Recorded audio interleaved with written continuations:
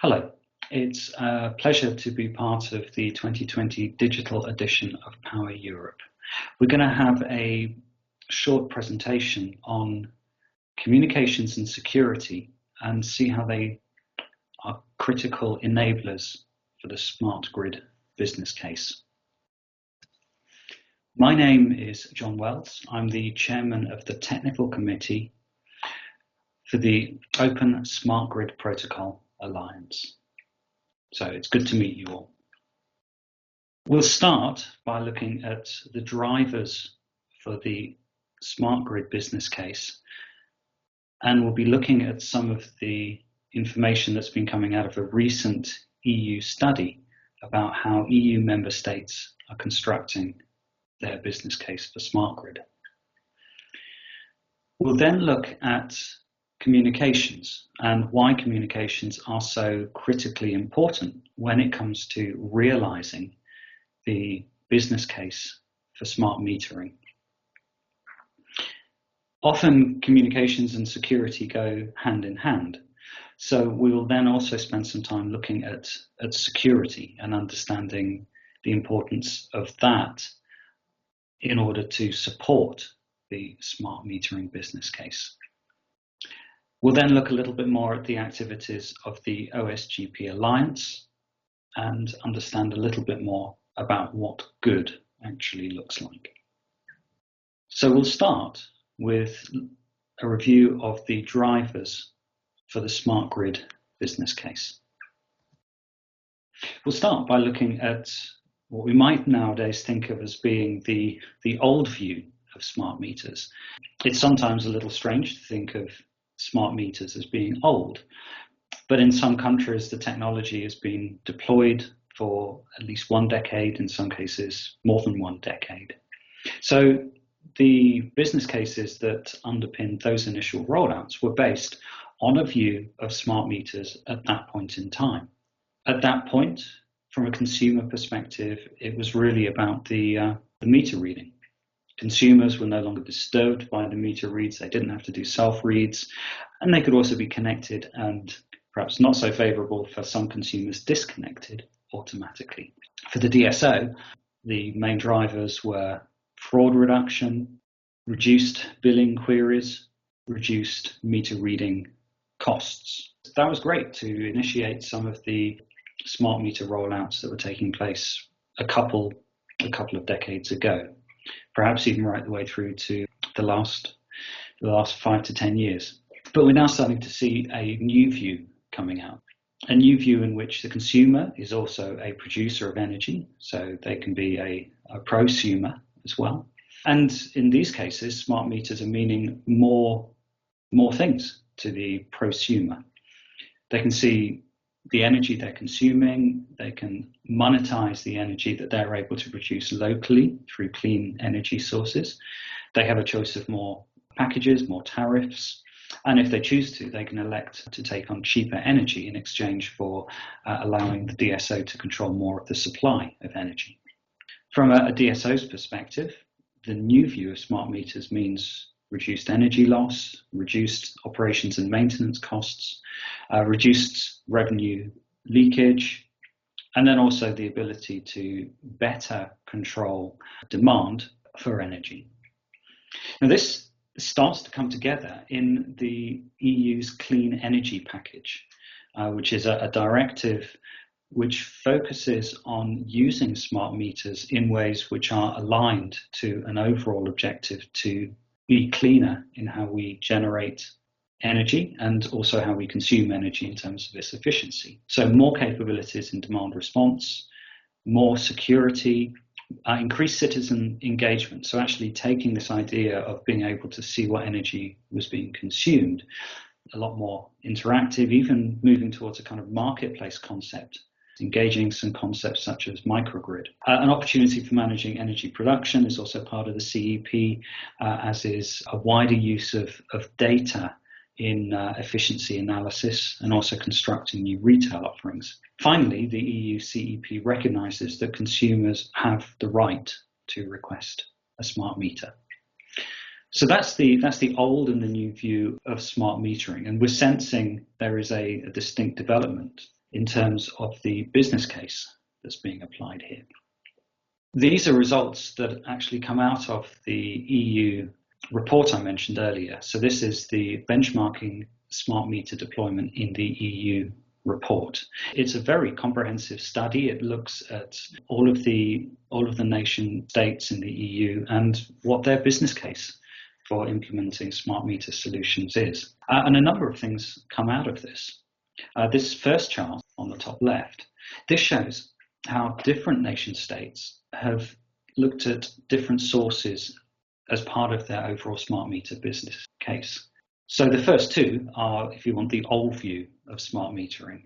So meter reading and operation savings, and non-technical, which really means fraud loss reduction. That's our standard model. But a lot of nation states are starting to cast the net a lot wider when it comes to looking for the benefits. So you see beyond the first two, a whole load of sources of business benefit, which are actually not about cost reduction in the sense of meter reading, not about cost reduction in the sense of fraud. It's more about how the information that the smart meter exposes, how the remote control that the smart meter exposes can be used to derive its own set of business benefits.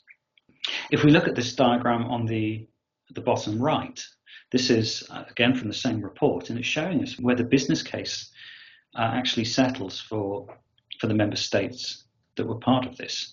And you see in most cases there is generally a positive business case, but in a lot of cases it's pretty marginal. So this again drives the importance of reviewing these other candidates that we were seeing in this diagram, reviewing those and bringing those into the business case.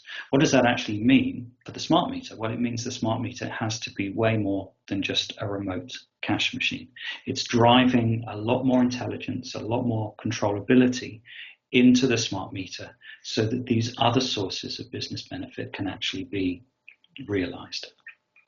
Let's complete this perspective, sticking with the same report, and look at the kind of drivers that the EU member states are looking at when it comes to smart metering solutions. So the first two are actually around digitization, both of the grid and of the retail market.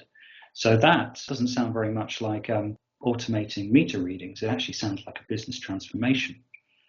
The second two are all about agility and flexibility, dynamic tariffs, being able to integrate decentralized energy sources into the grid. Again, doesn't sound like meter reading to me. That actually sounds like a very, very sophisticated trading environment that's being established. The last two are all about waste and fair energy supply. Again, not a great deal to do with meter reading going on here. So this is telling us that these smart meters are actually expected to do a lot more. They're expected to become effectively remote sources of intelligence in the grid. And this drives an increased focus on communications and security. The intelligence is all very well, but you need the communications and the security to handle that.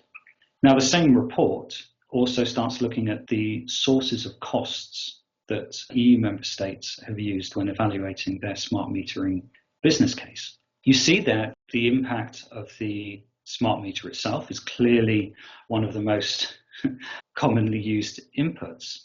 But look at what else we have. If we look at the IT side, we've got OPEX and CAPEX IT investment. And within that, we've got a lot of IT cybersecurity. We also have communications. We have OPEX and CAPEX for communications, and we also have OPEX for network management. And these between them are the most commonly assessed costs for the smart meter deployments. So again, that's putting a lot of emphasis on the smart meter industry to be able to provide solutions that make the best use of the investment that DSOs are having to make in communications and security, and also stand on their own 2 feet to provide communications protocols that are secure, provide communications protocols that are efficient, so that the actual costs associated with them can be reduced as far as possible. So I hope that gave a good appreciation of the overall business case and how that's being applied in the EU member states. Let's now look at the communications in particular and why communications are worthy of a specific focus. The communications enables key capabilities. We've gone way beyond that state of the smart meter as being a cash register. We're now dependent on that smart meter providing us a load of data for analytics, to fuel our big data programs, and increasingly to fuel our artificial intelligence programs. That's great for the generation side, the high voltage, the medium voltage side. When you get to the low voltage and you get to the consumer side, there's not a great deal of visibility available. The smart meters are essentially the only device which is regularly spread over that infrastructure out in the low voltage grid. So the smart meter has to be a sensor. It has to provide that visibility of energy flow, service quality, losses, all of that kind of information, which the business case is largely dependent on now. It's the communications that will bring that data back. Let's look at remote control and extensibility. The deployments of advanced metering infrastructure will be in the field for decades, at least 1 decade, possibly 2 decades, and a lot will happen in that time. So it's essential that these devices are regularly upgraded, updated, reconfigured, so that any changes associated with regulation, security enhancements, or market innovation can be built into those meters. Clearly, one way of doing that is sending a field engineer around and actually doing the upgrade directly, but that clearly defeats the whole purpose of having a smart meter infrastructure in the first place. So we want to do these things by remote control. We need the communications to allow that to happen. Let's make a distinction between remote upgradability and extensibility and remote control itself. Some markets are actually dependent now on being able to instruct the meter on a relatively real-time basis to be able to implement some control setting. So something that's actually becoming a lot more widely deployed in Switzerland is the idea that it's possible to control the smart meters and the demand requirements in response to generation issues or distribution issues. So perhaps if you're restarting portions of the grid after a major outage, being able to control how quickly meters start to introduce demand onto that grid is critically important. That requires a high quality of control, quick, efficient, reliable. The last point is to look at what smart meters are nowadays. The smart meters are not devices for measuring energy consumption. They are sophisticated compute resource in their own right that's into the field, that's been deployed in people's homes. This intelligence, this distributed intelligence, needs to be accessed, and the benefits of that distributed intelligence need to be brought back to the DSO's processing capabilities at the back end. So we've got distributed IT. The only way that that's going to add value is through a sophisticated, reliable, practical, and cost-effective, because it needs to achieve a business case, communications infrastructure. Let's start looking at security and why this is critically important. There has been an increasing focus on cybersecurity in utilities over the last few years. This is very important. A lot of that focus, however, still focuses on the traditional IT aspects of a utility. It doesn't really focus so much on the specifics of the low voltage smart grid and the smart meters that are being deployed. We need to look at that segment of the IT, and it is IT. It's part of a DSO's IT infrastructure. When we think about the great things that the DSOs have required from their smart meter infrastructure, we see that here. The DSO's need has been to remote control, automate, build in analytics, and be able to remotely upgrade the infrastructure. And that is exactly what the cyber criminals will be using against the DSO to introduce power outages, introduce disruption, and to hijack smart meters, steal smart meters, or at the very least, introduce a denial of service. We have to assume that the cyber criminals will succeed in doing that. For them, it's a business case, just as it is a business case that we've been talking about for the deployment of smart meters. And we see an increased pace in the attacks that are taking place against utility companies around the world. There was a very famous attack against Ukraine. Far more recently, we've had an attack in Pakistan, and then a number of utility attacks throughout. So there's clearly an increase in pace. Cyber criminals are waking up to the fact that the utilities are increasingly vulnerable as they are deploying increased amounts of IT further out into their infrastructure. There's a great article by McKinsey and Company that summarizes this. So how to address cybersecurity vulnerabilities and the energy sector threat. Great piece of thinking. It focuses again on traditional ICT, but adapted to the specifics of a utility company. And like many cybersecurity initiatives, it focuses on the protection. Any high quality smart meter that's deployed should employ its own levels of protection to ensure that the millions of additional access points that have been introduced are protected, and to ensure that the communications paths now exposed are equally protected. And there's a nice diagram that shows the types of security protection that can be introduced into the smart meters. But we really have to ask ourselves the question as to whether we've actually just built a castle. Multiple concentric layers of defense, each one designed to block a certain type of attack. That's quite static, really, when you think about it. And that's really what happened to castles. They were just too static. We do have to ask ourselves whether protection really is enough when we're looking at security, whether we need to do something else, whether we need to start looking at how we actually detect attacks that are taking place. We'll come to that when we start looking at what good looks like. So I'll start just by telling you a little bit more about the Open Smart Grid Protocol Alliance. We're a non-profit organization, and we're dedicated to promoting the adoption of open standards in the form of the OSGP as a means to create a future-proof modern smart grid. Our members are utilities, hardware manufacturers, service providers, and systems integrators. We're all focused on the goal of promoting standards to improve energy demand-side management, smart grid and metering systems. Key values, we've actually talked about two of them already, security and communications reliability. Those two are generally the first ones that we speak about, and they are still the most important for our members and customers of smart meters that are using OSGP. Proven interoperability is another important point. Part of our ethos is that any meter that is OSGP certified can work in the same infrastructure as any other OSGP certified meter. Efficiency, we help with the transformation that's taking place towards a more energy efficient future and part of the smart energy transition. And as new technologies become available, of course, we will be seeing how they can benefit from the OSGP.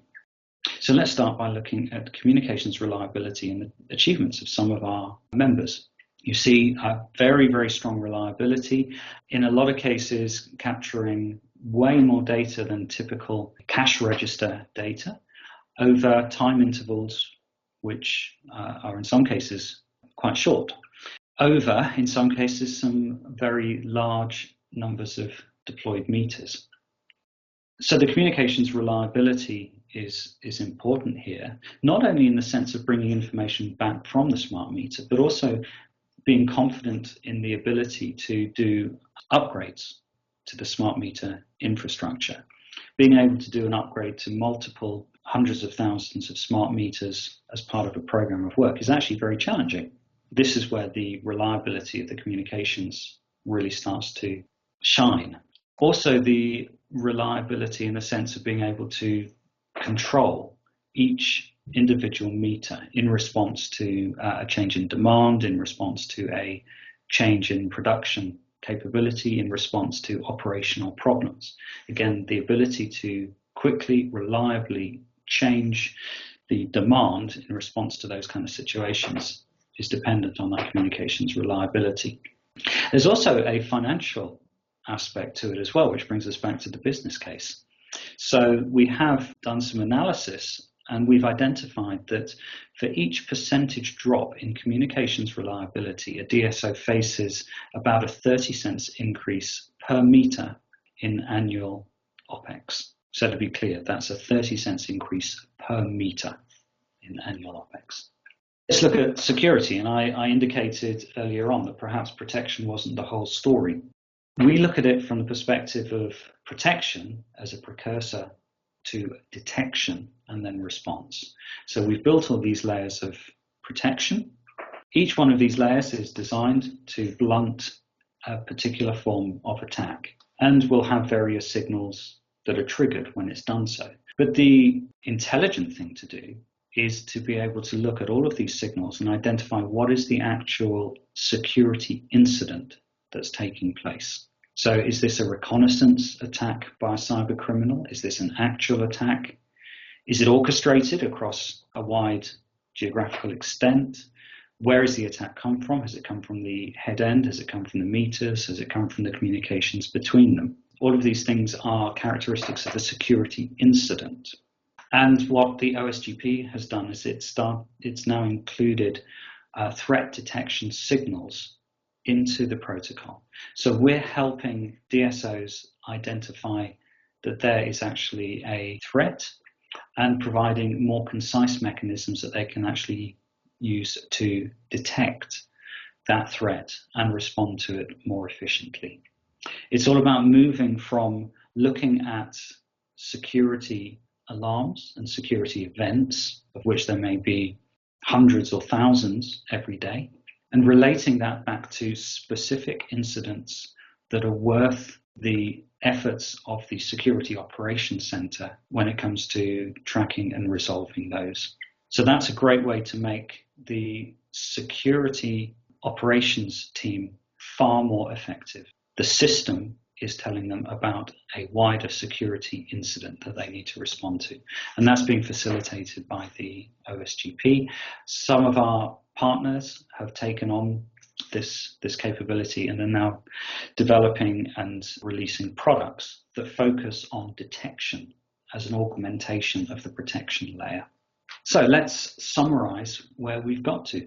We started off by looking at the outcomes of the benchmarking smart meter deployment in the EU report, which looked at member states and how they were building a business case for their smart meter rollouts. We identified that whilst the benefit sources for the old view of smart metering were still there, other candidates for benefits exist, and those other candidates are actually essential in some cases to make the ROI for smart metering deployments sensible.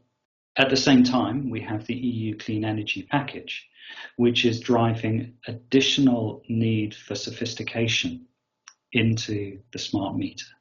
And both of these things are changing how we need to look at the smart meter. 10 years ago, it was a cash register.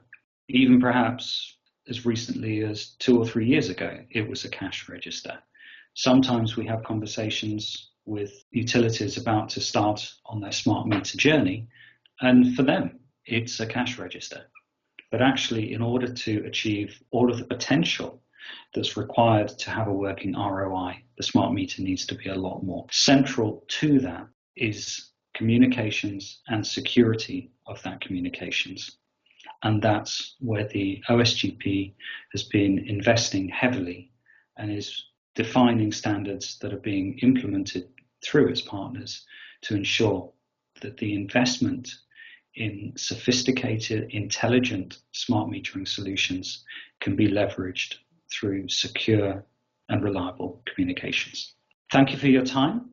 I can now take any questions, either digitally or via email for those that would like to contact me through that medium. Thank you.